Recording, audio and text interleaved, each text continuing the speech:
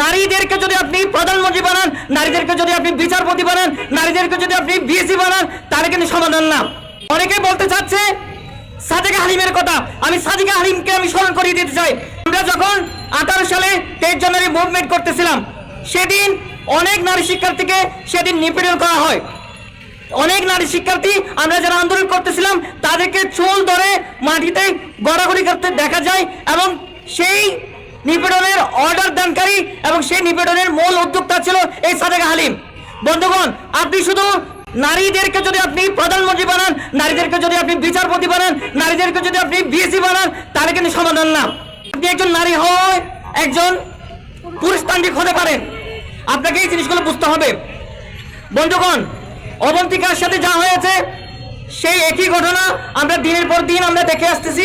আমরা ঢাকা বিশ্ববিদ্যালয়ে দেখতে পাচ্ছি, আমরা সাস্টে দেখতে পেয়েছি, আমরা বমেশ্বর প্রভৃতিতে দেখতে পেয়েছি, আমরা সারা ক্যাম্পাসে সারা বিশ্ববিদ্যালয়ে আমরা দেখতে পাচ্ছি। আমরা প্রতিবারই এখানে দাঁড়াই, প্রতিবারই আমরা শাহবাগে দাঁড়াই, আমরা দাবি জানাই যৌন নিপীড়ন বিরোধী সেল। ঢাকা বিশ্ববিদ্যালয়ে যৌন নিপীড়ন বিরোধী সেল আছে আছে ঢাকা বিশ্ববিদ্যালয়ের যৌন নিপীড়ন বিরোধী সেল আছে, কিন্তু এমন যৌন নিপীড়ন বিরোধী সেল যেখানে একজন নারী তার যে নিপীড়নের কথা সে ওখানে বলতেই পারে না, এবং এমন যৌন নিপীড়ন বিরোধী সেল আছে যেখানে তদন্ত কমিটি গঠন করা হয় কিন্তু আমরা সেটার কোনো ফলাফল দেখি না।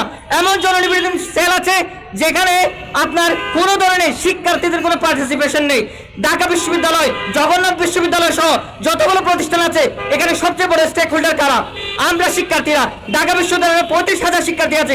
কেন আমাদের প্ল্যাটফর্মে আমাদের বিষয়ে যখন কোনো বিচার আচার হবে কেন আমাদের পার্টিসিপেশন থাকবে না? এটা একটা বড় প্রশ্ন। যৌন নিপীড়ন বিরোধী সেলে শিক্ষার্থীদের একটা অংশ থাকতেই হবে, নাইলে এই জিনিসটা, এই যে নিপীড়ন বিরোধী সেলের কার্যকারিতা থেকে শুরু করে তদন্ত কমিটির বিচার থেকে শুরু করে যত ধরনের কার্যকলাপ আছে সেগুলো কোনো ধরনের কোনো আমরা প্রশ্ন রাখতেই পারি না।